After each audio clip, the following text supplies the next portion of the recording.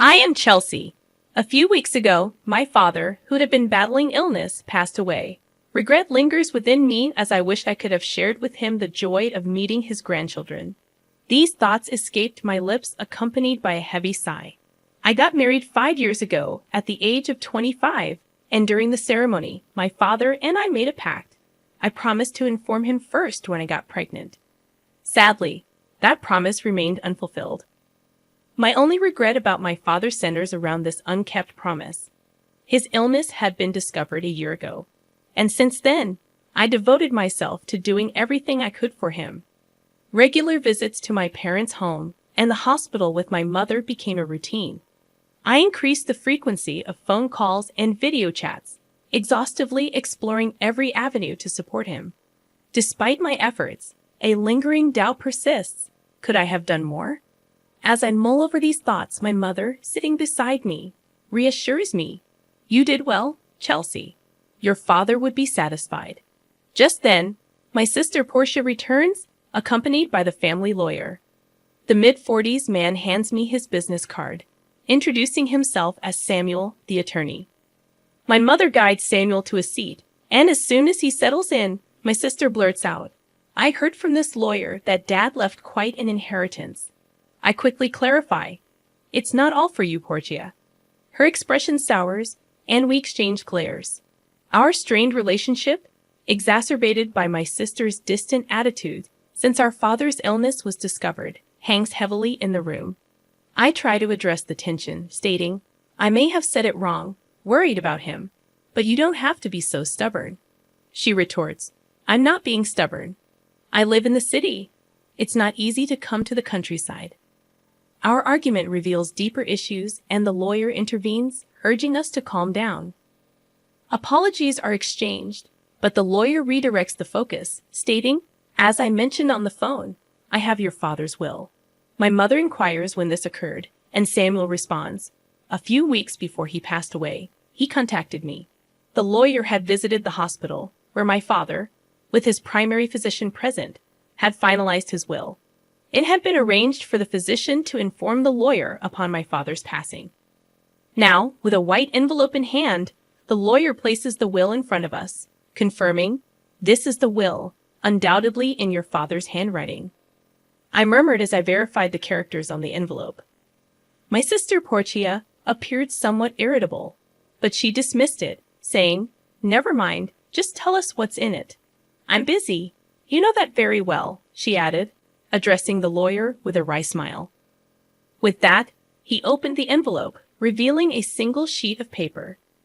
The contents outlined that, aside from the house and land, my father's inheritance included some savings and a storage shed.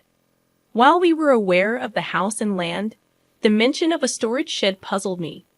As I contemplated this, my sister, visibly annoyed, interjected, wait a minute. You didn't mention the farm. The lawyer acknowledged the oversight and explained, yes, the farm your dad used to work on as a hobby.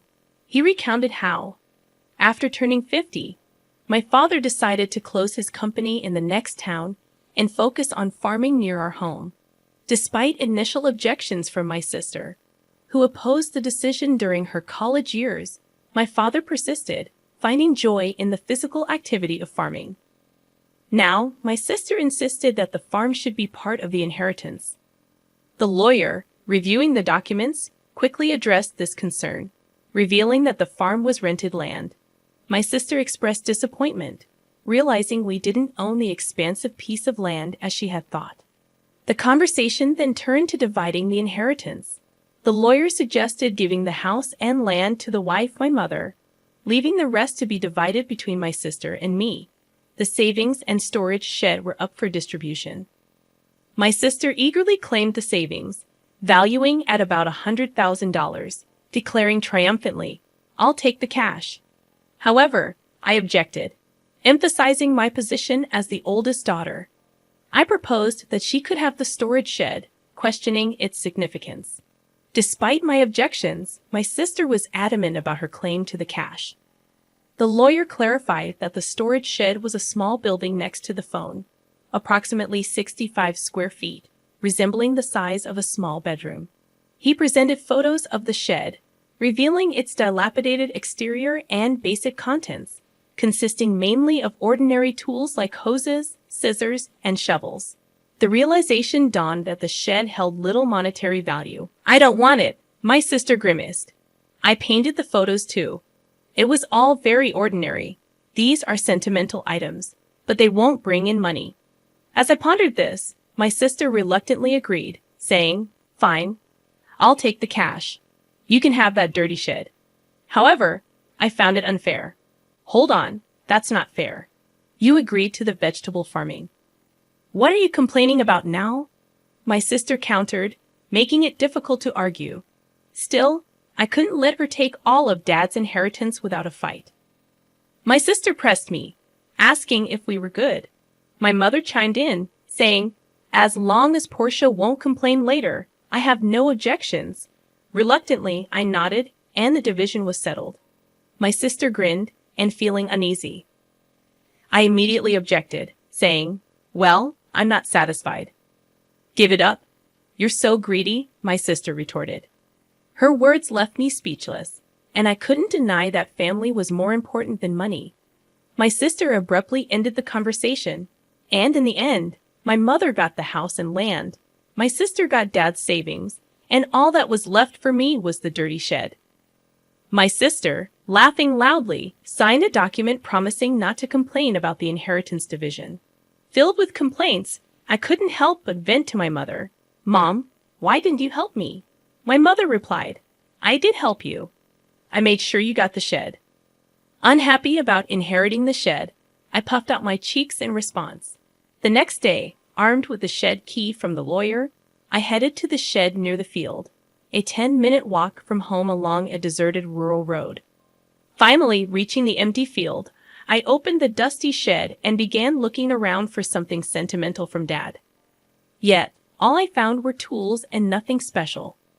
Disheartened, I considered taking what was inside when I noticed something odd. The shed seemed smaller on the inside. Puzzled, I walked around to the back and gasped. There was another door. This second entrance wasn't visible from the inside, creating a mysterious space accessible only from the back. Excitement surged through me as I thought, "This must be Dad's surprise." Dad loved surprises, even on birthdays. Memories flooded back and tearing up. I returned inside, searching for the back door key. After finding 2 hidden keys in the handle of a shovel, I tried one in the door at the back. With a click, it opened, revealing a cramped space with a large safe. I wondered, is this from Dad's company? I recognized the safe. It was the same one I saw in the corner of his office when I was a child. Nostalgic, I hugged the safe. This was a true memory of my father, and I felt fulfilled. This alone made the inheritance worthwhile. However, knowing Dad, this couldn't be the end. There had to be more surprises. "There's got to be more surprises," I muttered as I inserted the second key into the safe. With a slightly rusty sound, the safe opened. What? No way. The moment I saw the contents, I was stunned. Inside was an unexpected inheritance. Overwhelmed, I locked the safe and rushed to my mother. After explaining the situation to her, I called my husband, and with his help, we moved the safe from my parents' house. Then it hit me, the contents of the safe were undoubtedly Dad's. However, if it's part of my inheritance, including the shed, I might have to pay inheritance tax. Better get this checked out thoroughly, I thought. The valuable contents of the safe prompted me to consult the lawyer. According to him, for inheritance tax matters, it's better to consult a certified public accountant. So I got a referral to an accountant from a friend and left all the complicated matters to them. The year passed in this way, and just when I thought things had finally settled down, my sister showed up near my home. "What brings you here all of a sudden?" I asked. "Well, I had some business at our parents' house, so I stopped by, yeah, something like that," my sister replied, her behavior appearing strange. No matter how you looked at it, even if my home was close to our parents, it was still a 20-minute drive. We weren't the kind of sisters who would casually visit, especially after the tension of our dad's inheritance. I couldn't shake off my suspicion as I looked at her. "My sister, Acting a bit nervous, asked, "Can I come in?" "Sure, but what's the matter?" I inquired. "I have something to talk about," my sister said, forcing a smile. Reluctantly, I let her into the house. After serving some coffee, she started to fidget, and then began to speak. "So, did you win the lottery or something?" she asked. "What? No, I didn't," I replied. "Then did your husband get a bonus?" she questioned, puzzled. "I never buy lottery tickets because I'm not interested. My husband, who's a salaried worker, does get a holiday bonus, but it's not that time of year," I explained. Confused, I asked her directly, "Hey, what are you talking about?" Suddenly, my sister got angry. "What are you making fun of me?" "No. What are you talking about?" she snapped. "Money. Money, you have it, don't you? Money." My sister spoke excitedly. It was a story from a few days ago. Living in the city, my sister had run into our aunt by chance, and the woman started the conversation like this. "I know how hard it's been for you since you lost your father. Are you doing okay?" "Yes, well, I visited him many times when he was sick. Thank you. But you must be relieved, right? Getting such a big thank you gift." "Thank you gift?" "Yes, your sister sent me a $500 gift card as a thank you for visiting him." What caught my sister's attention was the gift card. Hearing that I had sent it, she was convinced I had come into some extra money. "You got a windfall, didn't you? Just admit it." My sister interrogated me. "Ah, that's what this is about," I sighed. My sister didn't like my attitude and yelled, "What's with that attitude? Are you mocking me?" "No, it was a thank you gift." "So, where'd you get the money for it?" "That's what I want to know." "From the inheritance, remember?" I replied. "So I sent thank you gifts to relatives who had helped us," I began, and upon hearing this, my sister frowned. "All you got was that dirty shed," she remarked. "Yes, that's true. But you can't sell that for money." However, there was a safe inside it, and that's where the real inheritance was. A safe? A real inheritance? I carefully explained to her about the watches in the safe, all valuable items collected by my father as a hobby during his lifetime. However, I didn't know their exact value. On the other hand, the remaining savings were about $100,000. Considering he was a business owner who could retire early, that amount seemed small, leading me to think he might have invested a lot in those watches. "If they're valuable, you'll have to pay inheritance tax," my mother had said after seeing the contents of the safe. "What should I do, Mom?" When I asked, my mother thought for a moment and advised, "Things like this always come out. You should declare it properly." "How?" "Well, let's ask that lawyer we spoke to recently." So I consulted the lawyer again, and I was told that if you inherit valuables, the inheritance tax is determined by their value. At that time, I was also told that a certified public accountant could handle it for me. As a result, it was found that the watches alone were worth at least $500,000. With watches this valuable, you'll have to pay inheritance tax. How should I pay it? I asked. The lawyer suggested, how about keeping the ones you're emotionally attached to and selling the rest?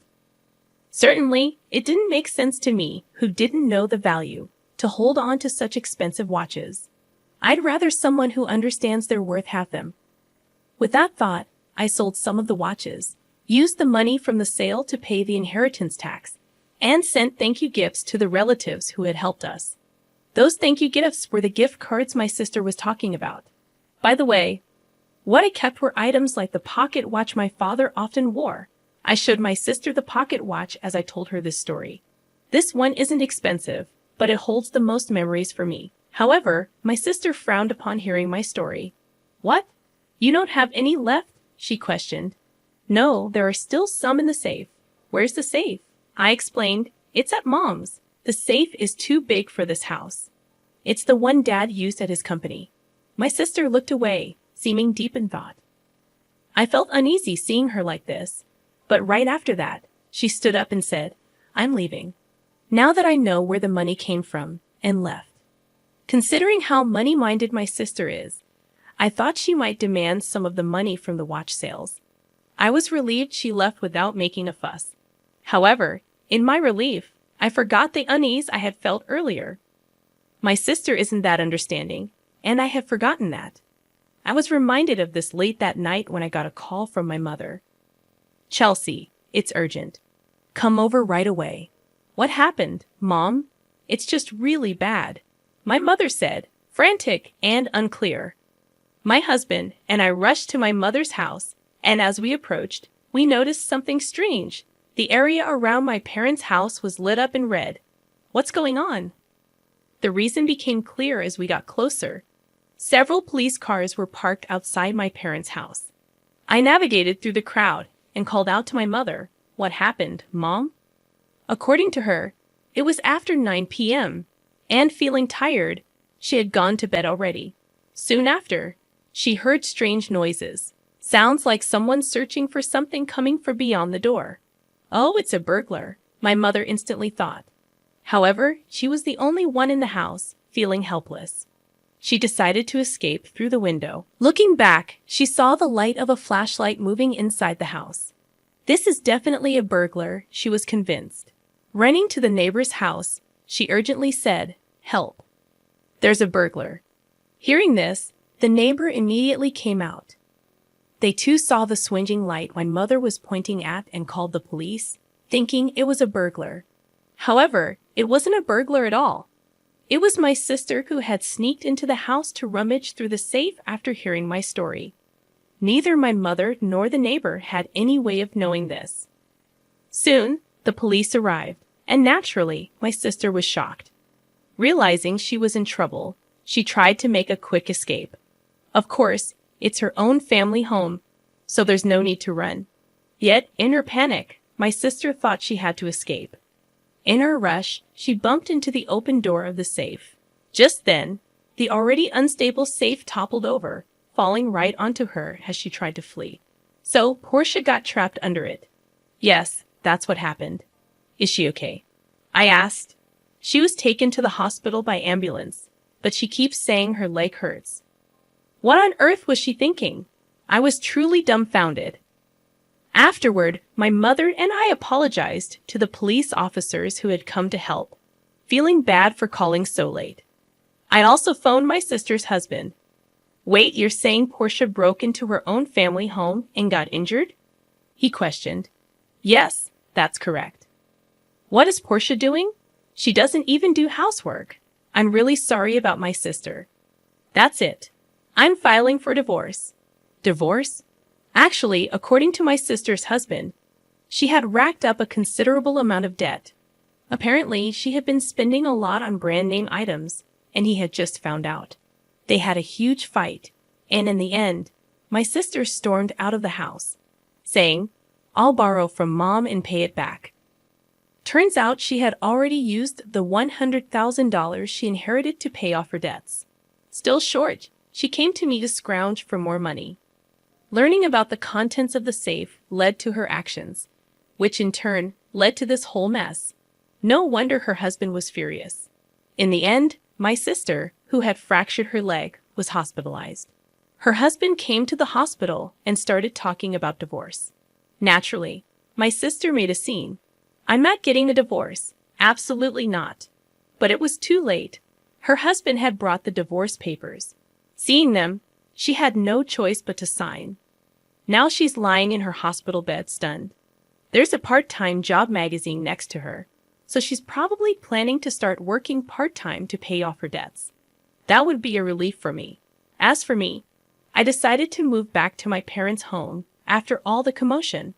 Of course, I'm worried about my mother. But there's another reason. I found out I'm pregnant. My husband and I talked it over and decided to move back home and have my mother help us with the children and childcare. I wish I could have told my father about the pregnancy while he was alive, but I'm sure he would be happy for us. So I'm looking forward to giving birth to a healthy baby.